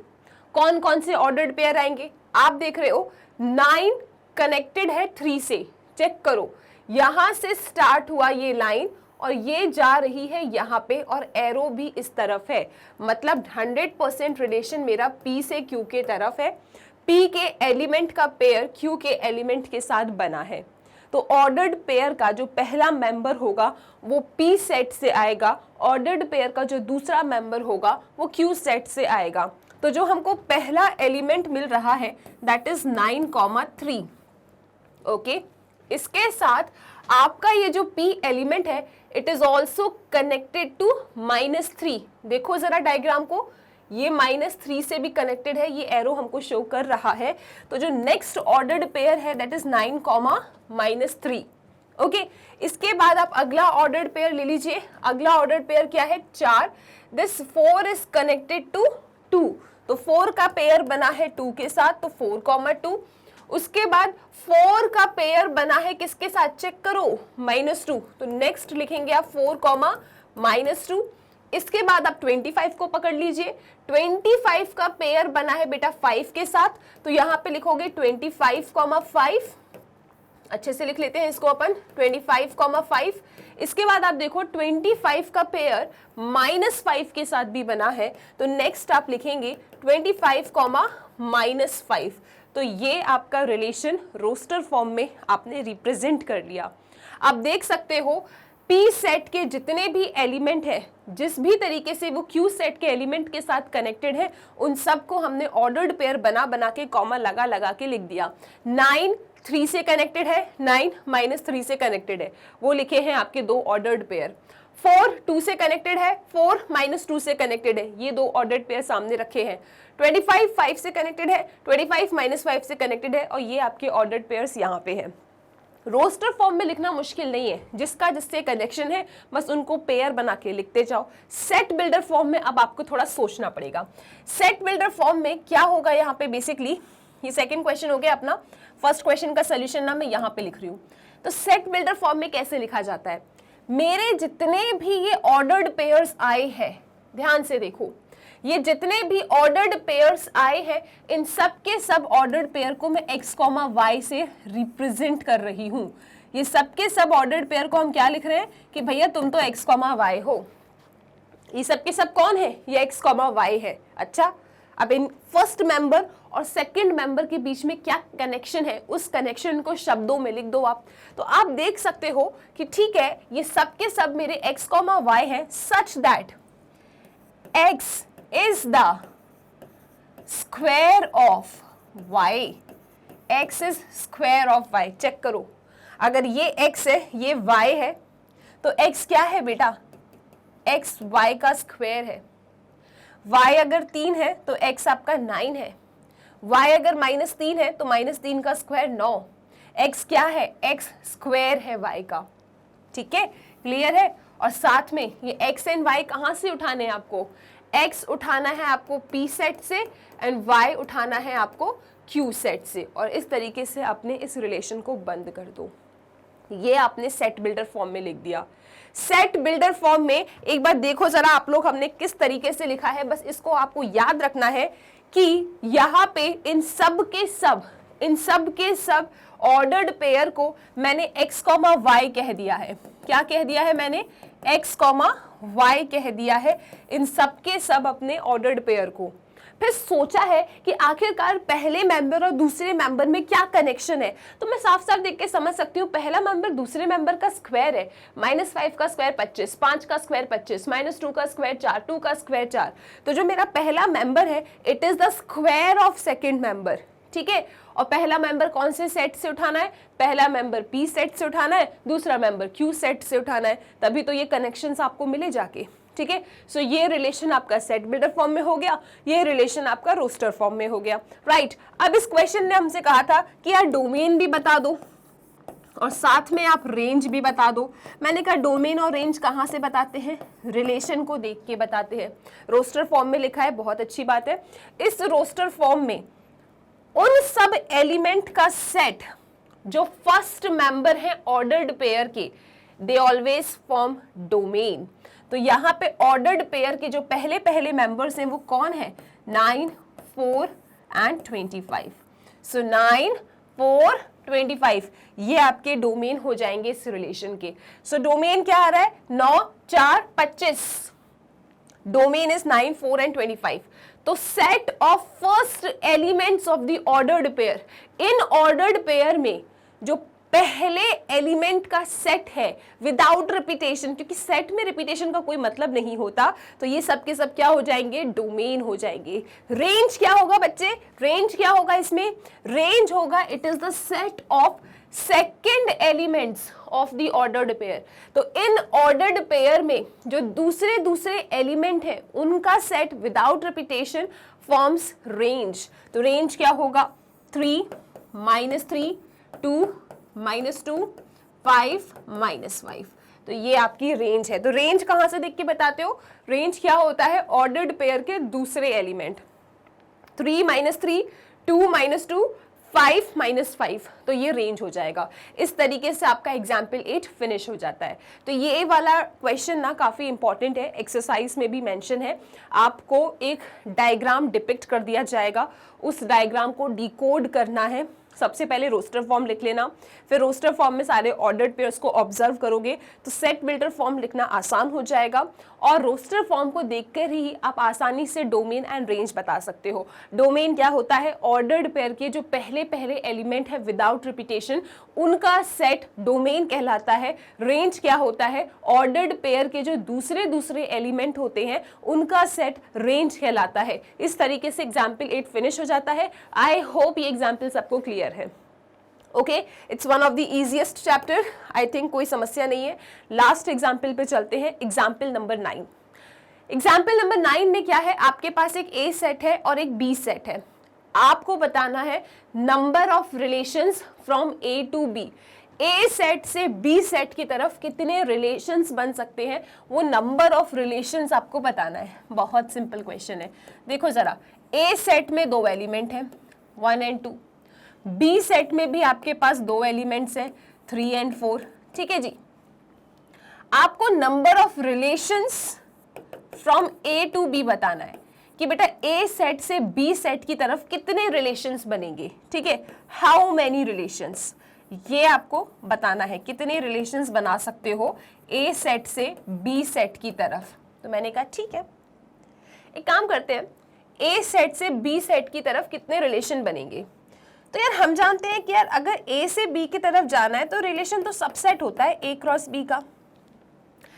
कितने रिलेशंस बनेंगे ए सेट से बी सेट की तरफ, relation from A set to B set. Relation from A set to B set का क्या मतलब है कि R is a subset of A cross B। तो जितने सबसेट बनेंगे उतने रिलेशंस बनेंगे। किस किस को ये बात समझ में आ गई। अगर रिलेशन A से B के तरफ जा रहा है, ओके, रिलेशन A से B की तरफ जा रहा है तो मेरा R क्या है, it is a subset of A cross B। तो भैया A क्रॉस B के आप जितने सबसेट बना लोगे ना उतने रिलेशंस बन जाएंगे। तो ठीक है, एक काम करते हैं, सबसे पहले पता करते हैं कि number of possible subsets of A cross B is equal to number of relations from A to B। ये बात सबको समझ में आ गई। तो यार A से B की तरफ जितने सबसेट बनेंगे, ठीक है, A क्रॉस B के जितने सबसेट बनेंगे ना उतने उसके रिलेशंस बनेंगे A से B की तरफ। ठीक है, अब जरा आप ये देखो कि कितने सबसेट होंगे A क्रॉस B के। तो पहले पता करते हैं कि यार A क्रॉस B में कितने एलिमेंट हैं। ठीक है, जितने सबसेट बनेंगे A क्रॉस B के उतने रिलेशंस बनेंगे A सेट से B सेट की तरफ। तो अब मेरा टारगेट है ये पता करना कि यार कितने सबसेट्स बनते हैं A क्रॉस B के। तो सबसे पहले ये पता करो कि A क्रॉस B सेट के अंदर कितने एलिमेंट आएंगे। तो A क्रॉस B सेट के अंदर कितने एलिमेंट्स आएंगे, number of elements in A set into number of elements in B set. तो यहाँ पे आप लिखोगे number of elements in A cross B is equal to A set में कितना एलिमेंट है 2, B सेट में कितना एलिमेंट है 2, 2 इंटू 2 4। तो इससे हमको क्या पता चला कि यार A क्रॉस B के अंदर तो 4 एलिमेंट हैं, 4 ऑर्डर्ड पेयर्स हैं। तो ठीक है, हम जानते हैं कि नंबर ऑफ पॉसिबल सबसेट का फॉर्मूला होता है 2 to the power n, where n stands for number of elements in this set। इस सेट में कितने एलिमेंट्स हैं। तो भैया इस सेट में कितने एलिमेंट्स हैं 4, सो 2 की पावर 4 क्या होता है 2 2 4, 4 2 8, 8 2 16। तो 16 पॉसिबल सबसेट बनेंगे इसके। देयरफॉर कितने रिलेशन बनेंगे, number of relations from A to B set is equal to 16। कितने रिलेशंस बनेंगे बच्चे, 16 रिलेशंस बनेंगे। ठीक है, जितने सबसेट हैं उतने रिलेशन। अब तो आप डायरेक्टली फॉर्मूला याद कर लो, 2 की power P into Q, where P stands for number of elements in A, Q stands for number of elements in B। Otherwise पूरा लॉजिक के साथ लिख कर आओ, एंड आई थिंक हमको लॉजिक पे काम करना चाहिए। ठीक है, so I hope example number 9 completed है, फिनिश है, कोई दिक्कत नहीं है। देखो ये जो चैप्टर्स आपके क्लास 11th के है ना, ये एक बहुत बड़ा फाउंडेशन डालता है 12th क्लास के लिए। तो ये सब जो क्वेश्चंस आप अभी सॉल्व कर रहे हो ना 12th क्लास में, क्वेश्चंस के एकदम छोटे से पार्ट होंगे ये क्वेश्चंस, और अगर आपको ये पता होगा तो आप मेन क्वेश्चन को सॉल्व कर पाओगे। इसीलिए 11th को ना सिर्फ ऐसे पढ़ो कि हमको हमारे कंसेप्ट क्लियर करना है, क्योंकि हमको जाके 12th बोर्ड देना है, ठीक है। तो 11th को अच्छे तरीके से एकदम सीरियसली स्टार्टिंग से पढ़ना चालू करो, क्योंकि मैथ्स 10th क्लास के कंपैरिजन में काफ़ी बदल जाता है 11th क्लास में, ओके। पूरा कंसेप्ट्स पे फोकस करना है, जिसमें से chapter sets, relations and functions highly important है 12th क्लास के लिए। तो इस पे तो बहुत ही ज़्यादा अच्छे तरीके से आपको पकड़ बनानी है और इन चैप्टर्स को ईजी समझना है, ठीक है। आई होप यहाँ तक कोई दिक्कत नहीं है। इसके साथ हम लोगों ने रिलेशंस को जितना आपकी क्लास 11th में है उतना पूरा डिस्कस कर लिया है। इतना ही नहीं है रिलेशन, 12th क्लास में आप आगे टाइप्स ऑफ रिलेशंस पढ़ोगे, तो वो टाइप्स ऑफ रिलेशंस क्या है वो हम जानेंगे क्लास 12th में।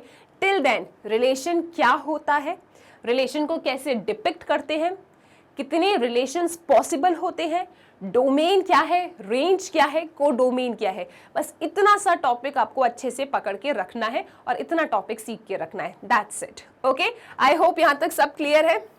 सो स्टूडेंट्स, नेक्स्ट एक्सरसाइज में इस एक्सरसाइज के सभी क्वेश्चंस को हम टारगेट करेंगे और उसके बाद हम जाएंगे फंक्शंस की तरफ। टिल देन स्टूडेंट्स, अगर कभी भी कोई भी वीडियो लेक्चर फाइंड करने में आपको प्रॉब्लम जाए तो याद रखिएगा मैग्नेट ब्रेन्स की वेबसाइट है, आप वेबसाइट पे जाइए, अपने क्लास को सिलेक्ट कीजिए, उस पर्टिकुलर क्लास में आपको जो भी सब्जेक्ट पढ़ना है उस सब्जेक्ट को जाके सिलेक्ट कर लो। देन उस पर्टिकुलर सब्जेक्ट में चैनल पे जितने भी वीडियोस अवेलेबल है ना, वो सब कुछ प्रॉपर फॉर्मेट में आपको अरेंज मिल जाएगा। तो आपको जो भी पढ़ना है बस उसके लिंक पे कर देना क्लिक और हम टीचर्स मिल जाएंगे आपको पढ़ाते हुए। इसके साथ स्टूडेंट्स पढ़ते रहिए मैग्नेट ब्रेन्स के साथ।